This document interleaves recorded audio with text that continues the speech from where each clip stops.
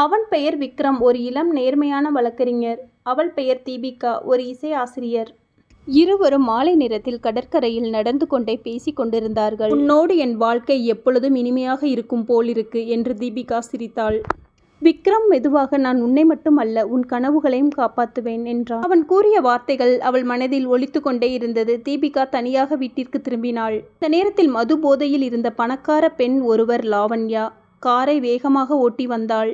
அந்த நொடியில் தீபிகா சாலை ஓரத்தில் மோதி விழுந்தாள். மக்கள் கூச்சலிட்டனர். லாவண்யா காரை நிறுத்தாமல் தப்பினாள். விக்ரம் ஓடி வந்து தீபிகாவை தழுவிக்கொண்டு அழுதான்.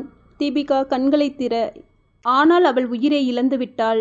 லாவண்யா பணத்தால் போலீஸை வாங்கி கொண்டு அருகில் இருந்த கடை CCTV அனைத்தையும் அழித்து விட்டாள். ஆனால் விக்ரம் எளிதில் விடவில்லை. முதல் தடயம் தீபிகாவின் கைபேசி. விபத்துக்கு சில நொடிகளுக்கு முன் அவள் ஒரு வாய்ஸ் நோட் அனுப்பியிருந்தாள். அதில், இங்கே ஒரு பைத்தியக்காரி வேகமாக காரை ஓட்டி கொண்டு இருக்கிறாள் என்ற குரல் பதிவாகி இருந்தது. இரண்டாவது தடயம் லாவண்யா கார் மோதி உடைந்த கண்ணாடி துண்டு அந்த இடத்தில் கிடைத்தது. அதே கண்ணாடி துண்டு லாவண்யா காரில் பழுது பார்த்த ரசீதியில் பொருந்தியது.